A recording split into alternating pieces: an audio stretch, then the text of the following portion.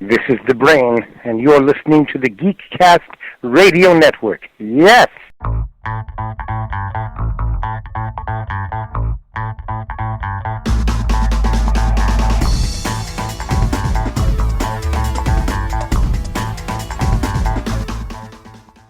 Hello and welcome to another episode of the Cinema Geeks. I am one of your Cinema Geeks, Optimus Solo, and joining me today is, of course, the comic concierge, Dan. Hello. Hey, how's it going? Going wonderful. If you guys didn't catch our last episode, we're back at it doing our thing. So go back and check the previous episode out where we predicted the 2025 box office results. I'm sure we were right. So just, bookmark that and check it in a year, and I'm sure we'll be Nostradamus like. So that was last week, our last episode. In this episode, we're going to do another look ahead at 2025, but instead of giving two rats about money, we're going to be talking about what films actually are on our radar as far as most anticipated films we're looking forward to for a variety of reasons. Usually it comes down to one of, I don't know, four things maybe. So we usually you look at the director. That can be a big tell. We all have our favorite directors. Sometimes you might look at the writer. Sometimes it's the cast. Sometimes it's just the synopsis of the film and what it sounds like it's going to be like. We've done this a number of different years, but it's been a little while. So Dan, kind of what was your process going through this and coming up with your list of most anticipated films of 2025? Yeah, I'll be honest, because I've been out of it for the movies last year or two. So some of the more up and coming directors I'm not really sure about. And also the number one thing is I wanted to go with something that had like an actual release date, because get those movies where it's like TBA, who knows if it's actually coming out. So that was the number one thing, which I think helped limit it down.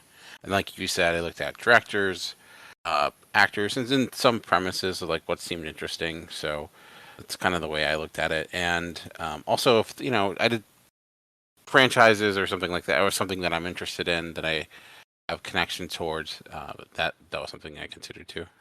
I should have phoned a friend when I was coming up with my list, because if I would have narrowed it down based on solid release dates, that would have been 10 times easier. So I will probably do my normal thing where I have films on my list that don't come out in 2025. So let's just Yeah. make it like it used to be, where I think I had sometimes where I had a film on my list like 3 different years for the most anticipated, like The Irishman or something like that. I don't know. Yeah. Yeah. So spoiler alert for me, I actually will have nothing on my list that we talked about last episode. So Oh, interesting. yeah, nothing that came up in the box office discussion is going to make my list. So I guess is kind of interesting. It's just not.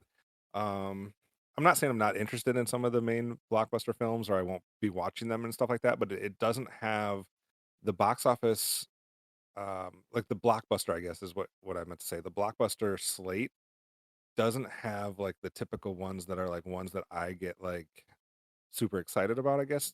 Like there's no, I don't know, like in recent years, like if a Planet of the Apes movie was coming out, I would be interested in that for a while before it became a little bit numb. Star Wars films would be like that. So I mean, Yeah. this year doesn't have the ones that are like my go-to like blockbuster films. So we'll see. Maybe something will surprise me, but that's kind of an interesting slate this year where none of them are the blockbusters. But so we'll go through. We're going to count down our 10 through 1, just so you guys are aware if a film comes up that's on somebody else's list that's higher on the list. We're just going to talk about it all together just for sake of making the conversation flow a little bit better. And then towards the end, we'll probably go over a few honorable mentions that didn't quite make our list. Dan, anything else that you want to get out of the way before we get into our number 10s? No, we can go ahead and get started. All right, I'll go ahead and start off. I think you started off with the blockbuster, so I'll start off here for most anticipated, and we'll just ping pong back and forth. So like I said, a lot of times for me, it comes down to a combination of the cast and then the director slash writer, and then a little tiny bit about the genre or the plot synopsis, something like that. This one has two things going for it. I don't know if I'm as big on the premise and whatnot, but it's making my list basically based on the director and the main actor. So I am going with a film that says it's coming out in the spring. So it doesn't say to be determined or to be announced. It actually says spring. It just doesn't give me any type of month or day. So I don't know. I feel that it's promising that it's going to come out in 2025 if it at least Yeah. says spring. So this film is a crime thriller. It's about a bank heist in Manhattan. where some masked robbers take control of the bank and hold hostages, and it explores hidden agendas and deception as detectives try to understand the motivations behind the heist. That alone doesn't do it for me because I feel like there's been 100 movies that have been similar to that. What does do it for me is it's directed by Spike Lee and it stars Denzel Washington. So it's called Highest to Lowest, and also starring Jeffrey Wright, who's been big as of the last, I'd say, 5, 10 years. So Spike Lee, Denzel, that's enough for me. I, I don't really need to see too much more, so it was able to creep in here at number 10 for me. Nice. Yeah, that's not on my list. I honestly didn't even know that was coming out. So there you go.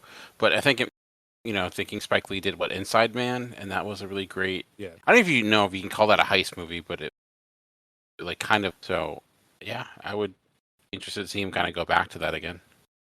yeah, absolutely. What was your number 10? So my number 10, I don't know if we talked about this in box office or not. I don't know. I don't think this is a movie that's going to be huge at the box office, but it is part of a franchise. Uh, and a big reason I have this at number 10 is because I did want to consider something like I'm going to go see with my family that I think I'm just looking forward to that experience.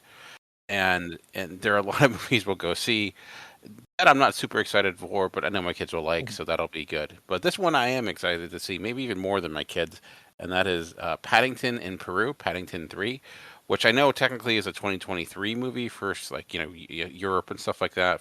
But for us in the States, it's a 2024 film. Um, Saw the trailer when I went to go see, I think, 1 or 2. Kids really dug it, so I'm really looking forward to it. Paddington 2, such a good movie. So it was the first Paddington. I think people overlook that the first Paddington's really strong as well. They're movies that are so much better than they have any business being.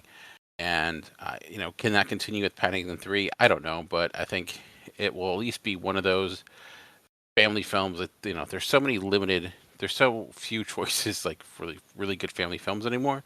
Like, I feel like us growing up, we had all those, like, sport movies, like Mighty Ducks and Sandlot, like those movies that were, like, for kids and families, and this is one of the few. And it's also really good, so that's why I had it at number 10. That is a franchise I don't think I've seen any of the films on yet. I know it's got like everybody talks highly of it, and I think now that I have a daughter, maybe that'll be something that we can put on sometime and watch together. I just missed it. I missed the first one, and then I haven't watched any of the other one, the second one, because I hadn't seen the first one yet. So I need to catch up on that franchise because I've only heard good things. Yeah, it has a lot of like physical humor and stuff like that that kids like, but it's also just really well done and it's just super charming. So Nice, excellent. Well, my number 9 is I kind of am torn a little bit. So I like the director. The director is Gore Verbinski, who did a bunch of the Pirates of the Caribbean films. He did Rango. He did A Cure for Wellness, and then he stopped directing for like the last 9 years. So this is going to be his first film in 9 years. It's called Good Luck, Have Fun, Don't Die. And so I'm excited to see what he does 9 years later. The writer, Matthew Robinson, I'm a little on. He hasn't done anything that's like really wowed me, but this one stars Sam Rockwell, Michael Pena, Juno Temple. It's a sci fi film, and the premise reads: a man from the future travels to the past and recruits the patrons of a Los Angeles diner he arrives in to help combat a rogue artificial intelligence. That sounds kind of zany to me. And I don't know, like I love Rango. That's one of my favorite animated films of all time, and I'm just interested to see how this all works out. I like Sam Rockwell. I like Michael Pena. So it's just a quirky enough premise and a combination of cast and director that I'm interested to see what he does 9 years later. So good luck, have fun, don't die is my number 9. yeah, that's interesting. Another one I going into this, I thought we have a lot of crossover. Maybe we'll get to it, but so far that's the one that's not on my list. So nice to see. Yeah, and also a great title. So there you go. Yeah, I like the title. So what's your number 9, Dan? My number 9 is this is one where I don't know much about the director, but honestly, part of me talking about great titles was the title just interested me, and the cast as well as it has a really eye-catching or at least unique movie poster, and it's Death of a Unicorn. This is directed by Alex Sharfam. I don't know that director. It looks like it might be their first feature film that they've directed, but the cast is pretty strong. At least it has Paul Rudd, of course, who's in everything. He seems to be the main star. Jenna Ortega, Will Poitier, um, and the premise of it is really, I mean, it's just described as a supernatural comedy horror film, and it's death of a unicorn. So, I just title kind of caught my eye. Seeing Paul Rudd attached, the poster's interesting because it's like uh, you have like basically a unicorn body with a sheet over it and like the horn pointing out. So it almost has like almost looks like kind of like say almost like a fantasy novel in a way. But I don't know, and it is through A24, and of course, people love their A24. But it does seem a little bit something different from them. Like I can't think of a lot of like comedies that A24 has had, so maybe it'll be something new. And I feel like I love Paul Rudd and everything he's in, so at least worst case scenario, he'll be good. But I was looking for something that was a bit different that might be out there, and I do love good comedy horror when it's done well. Something like, of course, like Sam Raimi is great at it. Not to put it on that type of pedestal, but it all just seemed kind of unique. So I'm curious to see how it turns out. So this is interesting because I talked to Dan a little bit offline before we started, and I've had years in the past where we've gone to do this like most anticipated list, and I have literally, I'm not lying to you, I've put spreadsheets together that have had like 200 films on it. That was like literally every release I could possibly find that was coming out in the year, and then I like narrowed it down from that because I like spreadsheets and I'm a geek like that. But this year I didn't do anything like that. I came up with a spreadsheet of like not even 35 films and kind of narrowed it down from that. So there's going to be a bunch that are like I are not even on my radar. I didn't even know they existed or I hadn't heard much about them, and this is one of them. Like I didn't even know this was a thing, but I'm intrigued. Yeah. So I'm sure it will get like some probably be in some festivals early on and stuff. It's Right. scheduled to come out. It has a release date on March 28th, so it's coming out pretty soon, which is kind of cool. I know like March is usually kind of can be a dumping ground, but I think for A24 they tend to put good stuff out all throughout the year, so that's why I'm not really worried about the release date. So yeah, There you go. look forward then. I'll have to mark it down. For the record, I didn't say it, but Good Luck, Have Fun, Don't Die will be the first of many of my films that don't have a release date, so it's probably not gonna come out this year. So, and speaking of which, my number 8 also does not have a release date. This is a thriller. It's from someone who's been very much in the um, limelight, I guess, this last year when it comes to film, and that's Luca Guadagnino, who did Call Me by Your Name. He did Challengers and Queer. I didn't see Queer, but I saw Call Me by Your Name and I saw Challengers. He's done other films as well, obviously, but I really like those two films. Spoiler alert, I really like Challengers. And this one stars Julia Roberts and Andrew Garfield. It's listed as a thriller. A college professor is forced to grapple with her own secretive past after one of her colleagues is faced with a serious accusation. That type of storyline has been done before, I guess, in different ways. Like I think of like movies that I've really liked, like The Hunt, but it's been done in a lot of different ways. But I think this is up Guadagnino's alley to make this interesting and unique. So I'm gonna keep giving him chances, I guess, until he disappoints me. So this one is called After the Hunt. I guess I didn't realize that it had The Hunt in it, but it's called After the Hunt, and I'm looking forward to it. Hopefully, it comes out in 2025. Nice. I gotta be honest, I have not seen Challengers and his new movie this year, and like I wasn't the biggest fan of Call Me by Your Name. Like I liked it. I saw it multiple times in theaters because one just for my own, but then also saw it because it was part of the Best Picture showcase. Right. I didn't like it as much the second time, but I haven't seen Challengers or Queer, so maybe that would change my mind.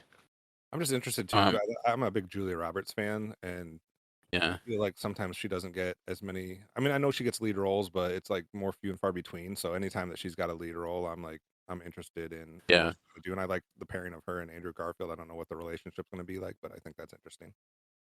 true. Yeah, definitely. It's good to see her in that type of role again. My number, you mentioned no franchises. This is a franchise again, but I thought about putting like no comic book movies on my list, but I would be lying to myself. So my number 8 is Fantastic Four: First Steps. It's the only Marvel movie on my list. I'm looking forward to this. I know people have been down on Marvel and I get it. Some of the stuff they put out lately hasn't been their best stuff, but I've really liked what I've seen about this so far. Like just even the marketing, like the look of it, it looks different than what typical MCU. I like the idea of doing it a retro. I think that could work. Pedro Pascal as Reed Richards, I like him as an actor. I don't know if he fits the character that well, but maybe it will work. But I have high hopes that this can actually give us the first really good Fantastic Four movie. Maybe it'll turn out to be awful, but maybe this is the year Marvel bounces back. I don't know, but I just like what I see, and I am a fan of the Fantastic Four. I do like that team, that comic. So hoping they do Stan Lee and Jack Kirby proud. We shall see, but I thought I would be lying to myself if I didn't put it someplace. So I put it at number 8. Got to be true to yourself, and I'm hoping you're right about Yeah. it. I think we're due for a good Fantastic Four film, so it would be a nice change. So I'm looking forward to that one. It didn't make my list, but I think out of the comic book movies, that one's a little bit maybe more intriguing than the rest, just to see how they do it this time. So for my number 7, combination of a lot of things. I think there's enough here that has me interested. I'm not a huge Stephen King person. I'm not saying I'm not a fan of some of the stuff that I've seen that's been based on his books, but I'm just not well versed in all things Stephen King. I believe this is a Stephen King adaptation called The Running Man, which is being directed by Edgar Wright, who did a lot of films, obviously, but the one of the more recent ones that I liked, and by recent I mean in my movie going, which was, remember, there was like a black hole the last 4 years. So he did Baby Driver right before that, and I really liked that film. It's written by a guy named Michael Bacall, who was the writer on Scott Pilgrim and 21 Jump Street. This one's starring Glenn Powell, who I love recently. I think he's been doing fantastic work. It's got Josh Brolin and William H. Macy in it. This one does have a release date, so I at least got that going for me, but it is November, so that's always tricky too. It's November 7th. So for those that don't know what The Running Man is, this one's going to be set in 2025. A game show called The Running Man has people chased by murderous hunters across the world to win money. Sounds like 2025 to me. So I don't know. I just think that there's enough things there. Stephen King, Edgar Wright, the actors that have been named on it so far. I'm interested to see how this all works out. So The Running Man is my number 7. Nice. Were you a fan of the Schwarzenegger film too? I don't think I've ever seen it. I don't think I've seen it either. I saw that The Running Man was there, and I completely skipped over it because I didn't realize Edgar Wright was directing it. Who I obviously like. Same to you. I love a lot of what he's done. So even movies that other people don't like, I seem to like a good deal. So maybe I'll definitely check that out. But I like you. I don't think I've seen the original, or if I did, it was like when it was on cable. So Right. It'll be one of those, like, there's a few films where I've seen like the new adaptation of, and then I have to go back and watch like 2 different versions that came out before it. I'm always yeah, going yeah. backwards like that. What's your number 7? My number 7. This might be on your list. Just hearing what you're saying, it is another horror film. It's not based upon a Stephen King novel, or maybe it could be one day. I don't know. But I'm interested in this because of, again, the director and the cast as well. This is Ryan Coogler, of course, who's done a lot of great film. He's teaming up again with Michael B. Jordan for the horror film Sinners. And not fully sure about like what the premise is going to be exactly.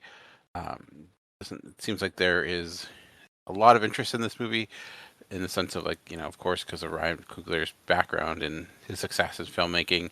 I like what he's done with Michael B. Jordan in the past, of course. I love Free Fuel Station, Creed, of course, Black Panther, and now, of course, they're doing Sinners together, and it's something different for them because I don't think he's done a horror movie before. And that does require a different type of director.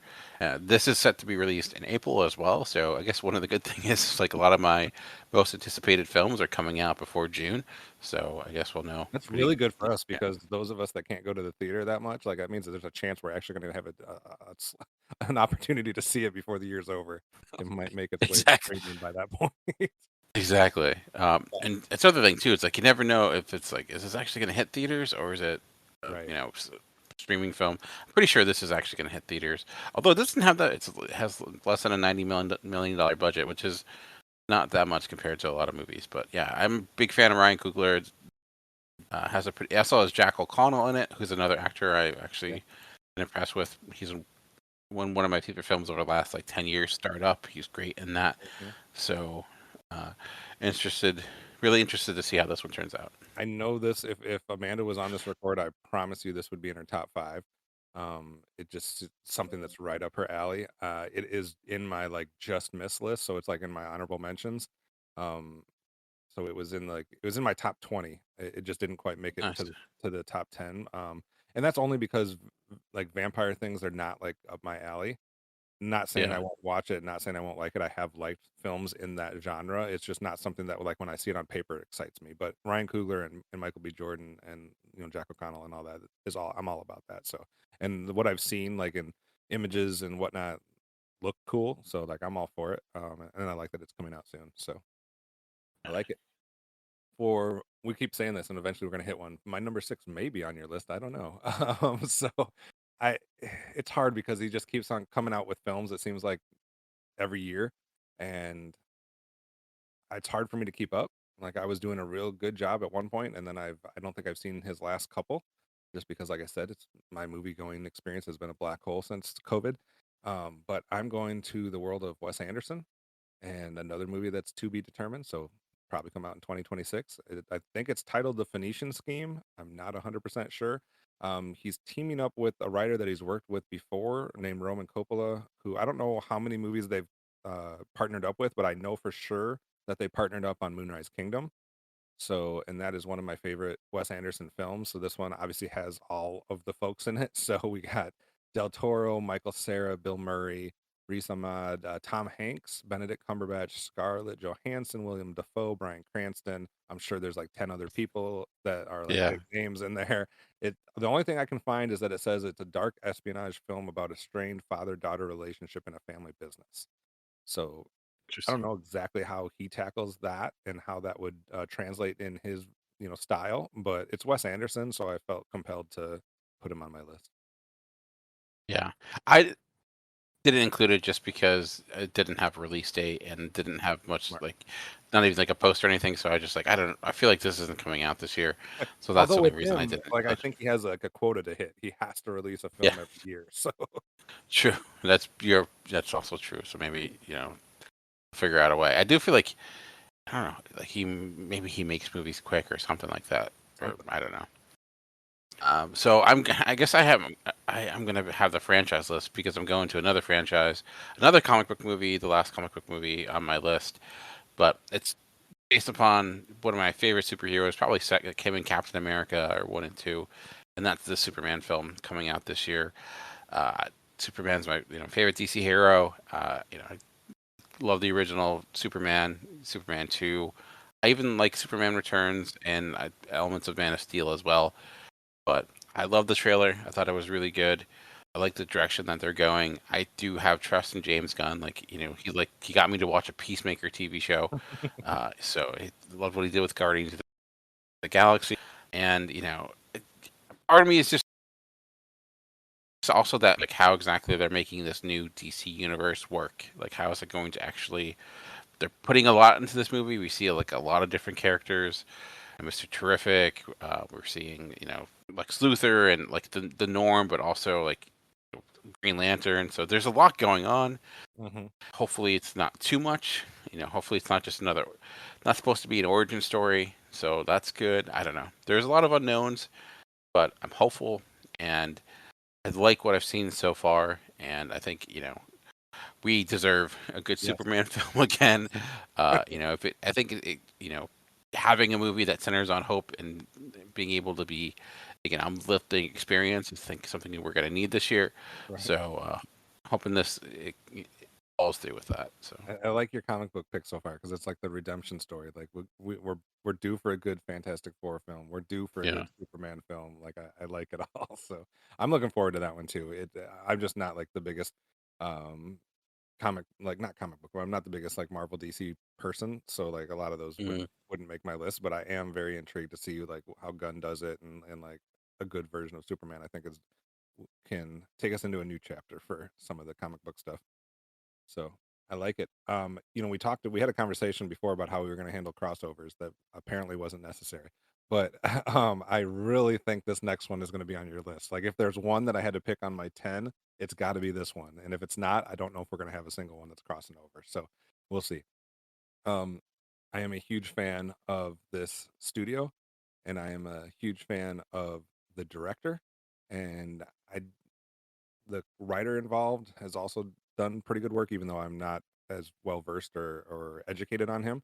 I'm going with a film called Wildwood, which is coming from a studio called Leica, and directed by Travis Knight, who did Kubo and the Two Strings, as well as the Bumblebee movie and the Transformers franchise. It's written by, or co-written or whatever, by Chris Butler, who did Paranorman, and also partnered up with him on Kubo and the Two Strings. We got Jacob Tremblay, Mahershala Ali, Jermaine Clement's in this. I think Angela Bassett's in this. Carrie Mulligan. I don't know much about the actual film. This is what the synopsis reads. Prue McKeel and her best friend Curtis are drawn into a hidden magical forest after Prue's baby brother Mac is kidnapped by crows, led by a mysterious woman named Alexandra. I don't know what any of that means, but I know that it's from Leica and Travis Knight. And so, from an animated standpoint, this is the most anticipated animated film I have for this year. I don't have it on my list, honestly, just because I completely missed it. Because I was looking, I used behind the scenes, I used the Wikipedia, movies coming out, which is always not great, but it's not listed there because I guess it doesn't have a solid actual release date. Yeah, But another one of my films that'll come out in 2 years.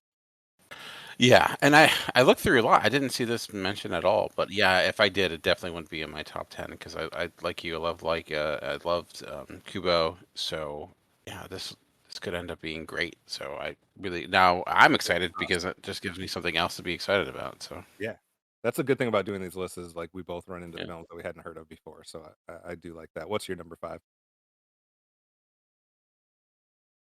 I don't think this will be on your top 10. I don't know how you feel about Yorgos Lanthimos or if you enjoy his stuff or not because I know not everyone does.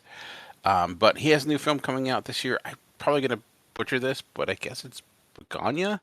I'm not sure, but he's teaming up again with Emma Stone. They've done their last few movies together. Jesse Plemons as well, who's playing a beekeeper, and it is about two conspiracy-obsessed young men kidnapped a high-powered CEO of a major company, convinced that she's an alien intent on destroying planet Earth. That does seem kind of up his alley a little bit. It reminds me of something like Killing the Sacred Deer. I love a lot of his movies. I haven't seen Kinds of Kindness or whatever that came out last year, but The Favorite was a huge fan of. I love The Killing of the Sacred Deer. The Lobster was my favorite film that came out that year. I know a lot of people didn't like that one as much, but I've enjoyed so much of what he's done. So he's a very unique, specific style that kind of can turn some people away, but it hits my sensibilities quite well. And seeing that it's having Emma Stone, Jesse Plemons, Alicia Silverstone is playing his mom, which should be great. So I don't know. Like this does have a release date in November 7th as well. Maybe it'll probably hit festivals before that, but yeah, I love his movie, so hoping this is just as good as what he's done before. Yeah, I wasn't like as huge on The Lobster as everybody, but I did like Killing of a Sacred Deer. I liked The Favorite, and I actually liked Poor Things. So he was like winning me back. And then I saw Kinds of Kindness this last year, and it was one of my least favorite films of the year. So it just did not work for me at all. So now I'm kind of like, I don't know. Like some of the stuff he does, I like, some he doesn't, but I get it. And I get why a lot of people are anticipating this one. So I'll probably give it a shot because, like I said, there's only really been one that I just didn't like. Lobster. It wasn't a film I didn't like. It just wasn't my favorite. Kinds of Kindness was the only one I actually have not liked. So I'll give it a shot for sure. It just wasn't after the Kinds of Kindness. It had a sour taste in my mouth, so I didn't Yeah. put it on my list this time. But a lot of people anticipating that one, I'm sure. This one, there's a couple on here that I wouldn't have thought would have made my list, but I don't know. This is a combination of the director and one actor, I guess, because I'm such a big fan of this actor. So I'm going with my number 4 being The Lost Bus, which guess what? Also doesn't have a release date, so that's fantastic. It is directed by Paul Greengrass, who did like the Bourne series and Captain Phillips, which we were both big fans of, obviously. This is starring Matthew McConaughey. It's a drama. A bus driver has to navigate a bus carrying children and their teacher to safety through the 2018 Camp Fire, which became the deadliest fire in California history. Not anymore, but I don't know. Maybe that will make it so it doesn't come out at all. It's weird timing. I know that wasn't planned, but it's Yeah. either going to come out and like really resonate with folks, or they're going to back away and like delay this. So, but Paul Greengrass and Matthew McConaughey are enough for me to at least be interested if and when this comes out. Yeah, the one I missed, I do like Paul Greengrass, of course. Like he's a Captain Phillips as well, which is legitimately one of the most intense movies I saw in theater. Even though like I knew the ending of it because it's based on Right. real events. United, same thing with United 93. Yep. So he's done, he's taken real world stuff before and done a really good job with it. So I would assume he would do the same thing with that. And yeah, I do wonder if they would push it back, like how they would handle that. I guess we'll see. Right. But Because I know like there was a lot of films like when 9/11 happened that were anything around that subject got like yeah, booted. I don't know what this would be like since it's not necessarily like I don't know, it's not like outside, yeah, you know what I mean? It's not like and it's just yeah, natural versus like a war or terrorists or something like that. So I don't know how it's going to get handled, but I think it's an hopefully it doesn't just get scrapped completely, because if it seems like it has some stuff there, and like you said, he's done some great work with like turning real world stuff into like dramas and whatnot. So I'm interested. What's your number 4?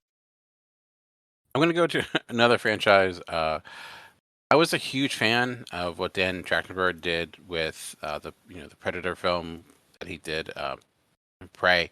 I thought it Mhm. was one of the legit. Sad that didn't get a theater release. Probably the best movie that Hulu has ever put out themselves. And he's going back next or later this year in November again, another November release with Predator Badlands. Mhm. Um, this is set in the future, so it's kind of going the exact opposite in an alien wasteland. So that I'm intrigued by, because so much of what made Prey so interesting was the setting, and this is going a different way. But of Right. course, I also really enjoyed some of the something like 10 Cloverfield Lane, which I guess I don't know if you would count that as the future or not, but at least kind of. So I was impressed with what he's done so far, even though he's only done 2 movies really. So based upon what the last Prey movie, I do like the Predator movies, like the first one. I even like Predator 2. The Alien vs Predators. Maybe not so great, but Mm. excited to see him take this on. And again, I think different there's been setting, so see yeah, how it goes. I think there's been some interesting stuff being done with both the Predator and the Alien franchise recently. I made a mistake then, I guess, because I saw that Predator Badlands was a film and I didn't look at it close enough, because if I would have saw that that was who was directing it, I probably would have been way more interested in it. It's hard with stuff like that when you've been through stuff like Predator versus Alien or whatever it is. Like you've been through Yeah, some of these other ones that are like, oh, it's just another Predator movie. But I like 10 Cloverfield Lane was one of my favorite films that year, and I did really enjoy Prey as well. So I'm more interested now than I was 10 minutes ago about this film. So that yeah. helps. So I'll put it on. You said this was November? November 7th. Okay. And I don't know if it's going to go to Hulu again. I hope it hits theaters. Right. It's scheduled to be it is scheduled to go to theaters this time, so that's good. Yeah, there's been some bad Predator movies. There was like that Predator. Was it Predator or the Predator? I don't know. There's been a few. And then there's Predators, which I actually liked with Adrian Brody. That like they're on a different planet. I do like that movie, but we'll go from there. All All right, what's right. your number 3? My number 3 is a film that is 100% not on your list. I don't know if it's on anybody's list because there's not really too much information about it, and I think this is on my list just because I feel like it's going to speak to me like 100%. Like I feel like this is a Kevin movie. So I don't know. I don't know much about it. The guy directing it is named Carson Lund, and he's never directed anything. The cast is full of people that nobody's ever heard of, outside of the fact that it does have a few like old school baseball players in it and like some announcers and whatnot that were actually in like the major leagues and stuff like that. So I'm somewhat interested in that. It's called if I'm saying this right, it's called EFIS.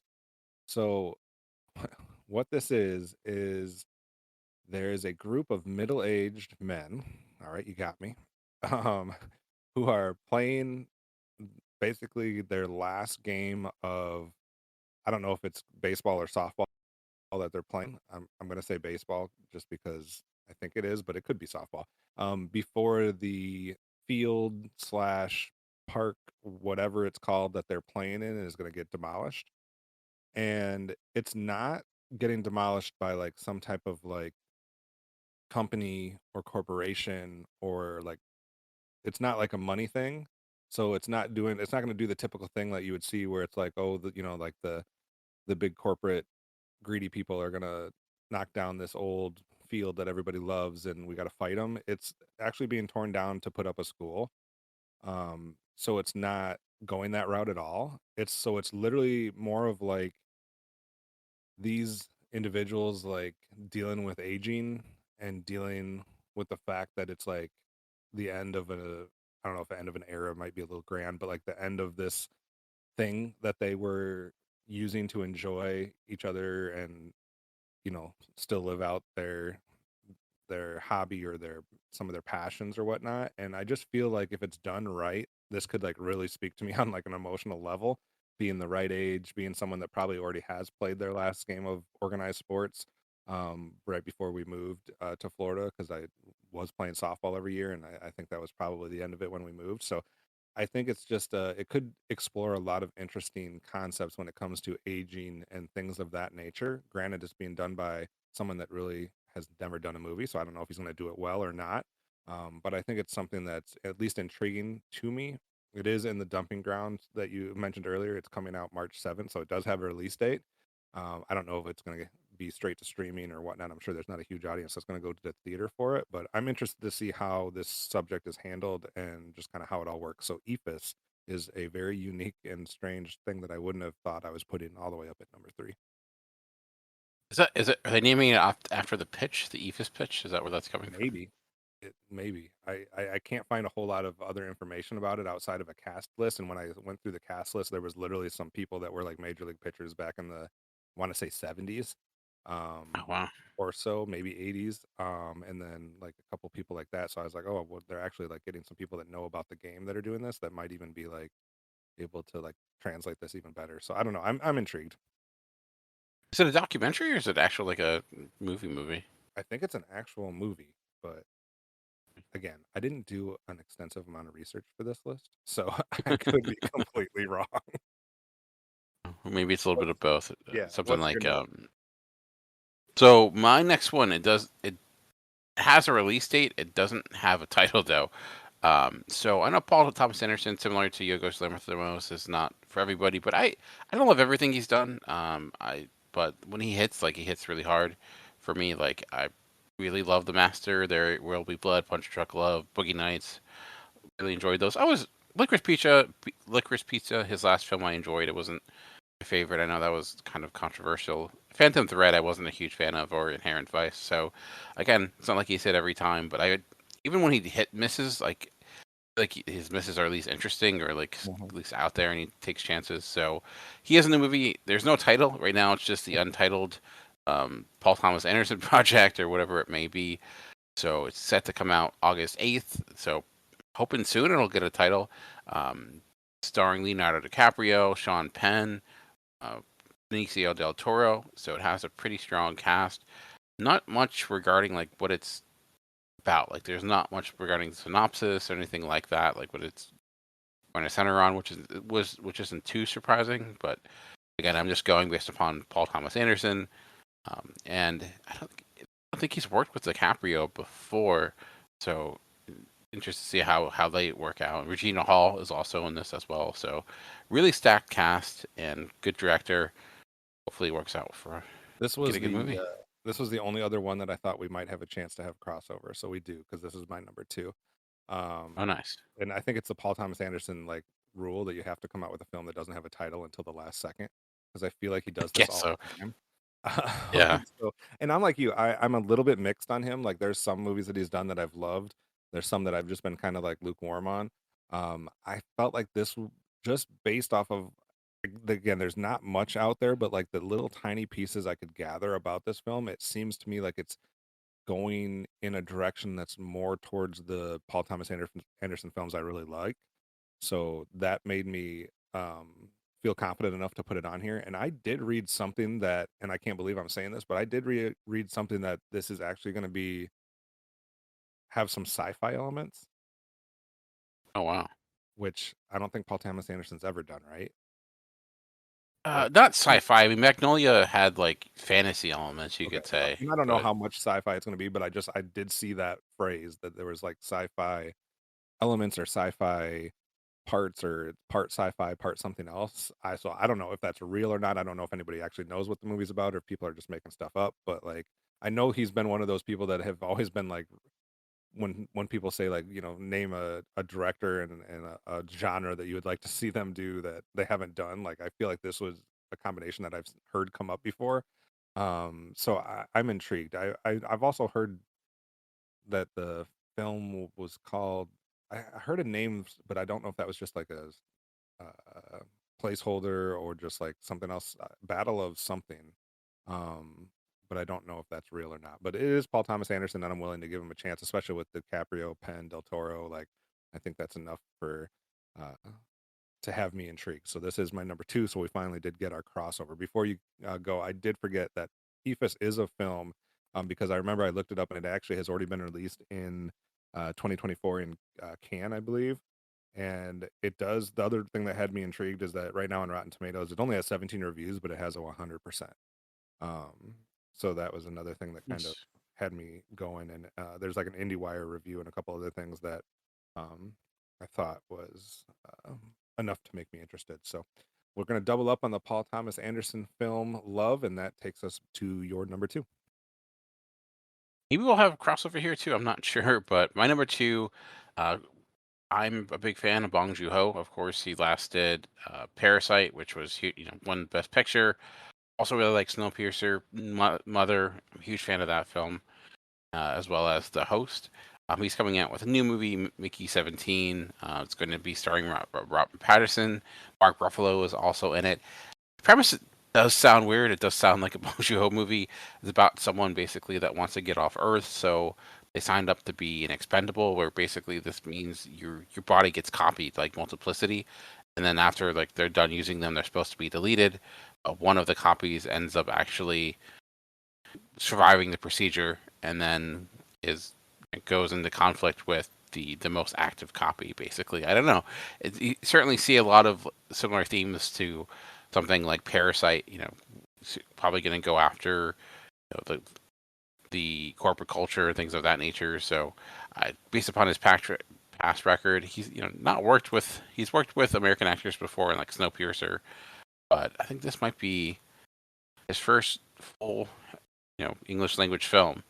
So I guess after the Parasite basically gave them an idea of like let's do whatever you want, and now 6 years later, which is kind of crazy, he's finally back with another movie.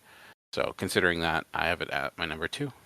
Yeah, this is my like number. I guess if I had to put a number on it, it's probably like either 11 or 12. So it just missed going out there. I love Snowpiercer. Parasite was obviously good, so like I'm all about that. I like the fact that Mark Ruffalo's involved in this as well as Robert Pattinson and like sci-fi. And I thought it's sci-fi comedy. Did I read that right? Yeah, Like, even like the posters kind of what like who Robert Pattinson kind of looks like in the I don't know his face. Like it even has like a silent film look to it. Like I don't know yeah, if that's what it's going for, but it'll be we'll interesting. see. It's also I think you mentioned it, but it's another movie that comes out supposedly March 7th, which is the same as my number three. So maybe hopefully there'll be a few good movies coming out in March this Yeah. year. So I hope so because that's where my number one is coming out as well. So my number one is slated for a March 21st release date, and this may not end up being like as good of a film as I want it to be, but like it is totally right up my alley, just like Ephes was in a completely different way. So my number one is a film entitled The Alto Nights, which is being directed by Barry Levinson, who directed things like Rain Man and Good Morning Vietnam and some other stuff since that hasn't been quite as good, but like he does have some good films in his filmography. But here's where it gets me. It's written by a guy named Nicholas Pileggi, who was the writer of Casino and Goodfellas, or the screenplay or something involved with the writing. And this is starring Robert De Niro, who is playing both lead roles. So this is a mob movie. De Niro portrays Vito Genovese and Frank Costello, real life leaders of the Genovese crime family. Storyline focuses on their involvement in organized crime during the mid 20th century, and it highlights Genovese's attempt to assassinate Costello in 1957, which marked a turning point in mafia history. So you got De Niro playing two roles. You got the guy that wrote Casino and Goodfellas. You got Barry Levinson directing it. I know it feels like we get a mob movie like every couple years, and I'm a sucker for it every time. So, especially with the right people attached. So, the Alto Knights, kind of similar to the Irishman years ago when we probably did this the last time, is my number one most anticipated film of this year. How about you? I had that at number 11 actually. Like my only hesitation is like it's been a while since Barry Levinson's done a really good Yeah. movie. So that was my only anticipation, but It I'm wasn't hoping. it wasn't until I researched the writer that I was like, it went from like a maybe on Yeah. my top 10 to like all the way to number one. If I saw it, I didn't even look at the writer, so if I saw it was, the same writer as Goodfellas, that probably would have bumped it into my top 10, but we'll see. My number one is a movie that I guess you could say it's 20 years in the making.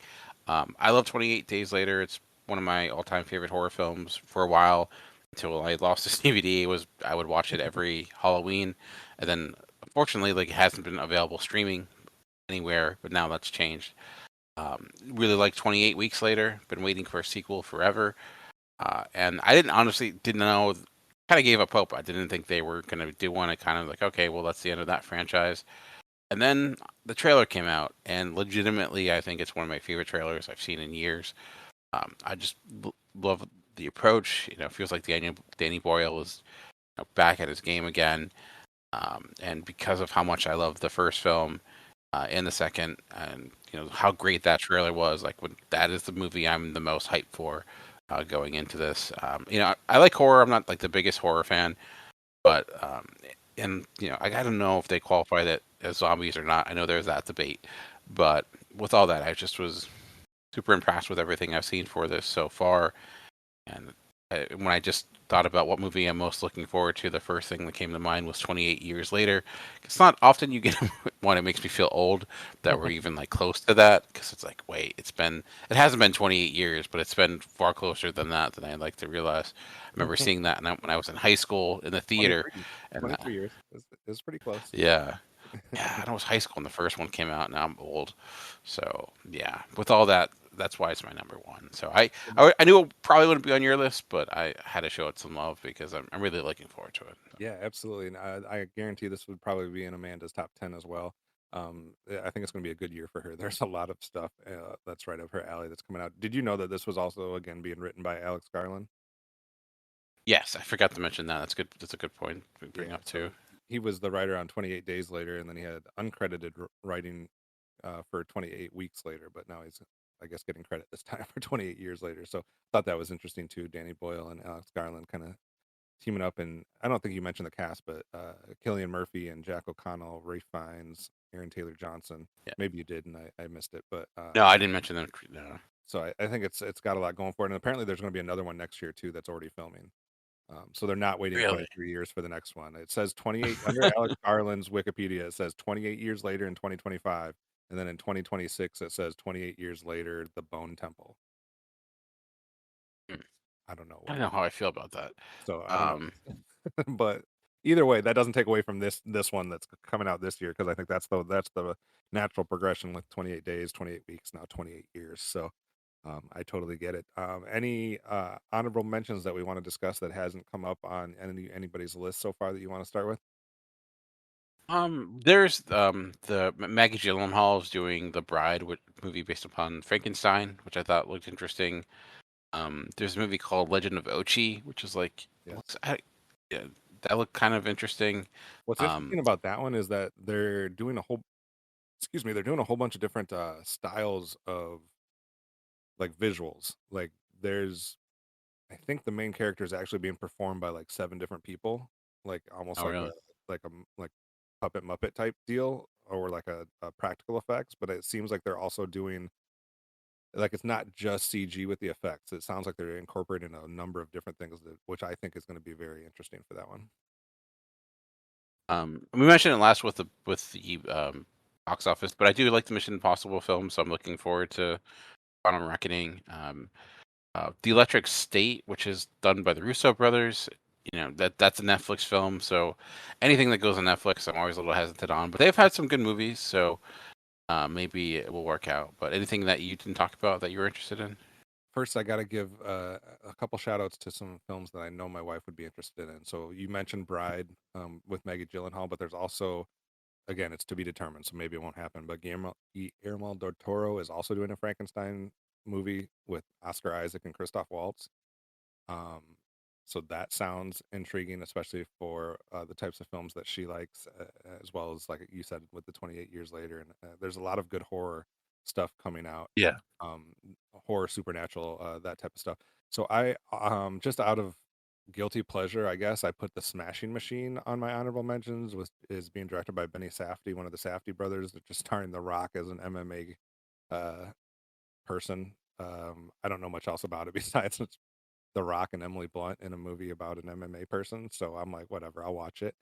Um, Couple actors that have some, or directors that have some stuff that I'm interested in. There's a film entitled uh, Roof Man, which is being done by Derek Cianfrance, which could have said that name wrong. I don't know, but he's the director that did Place Beyond the Pines, Blue Valentine, and The Light Between Oceans.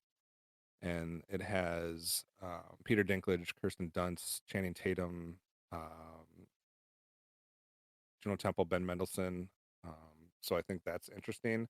It's about a fugitive Jeffrey Manchester, which was a former United States Army Reserve officer known as Roofman, due to his propensity to steal from branches of McDonald's after entering the premises via the roof.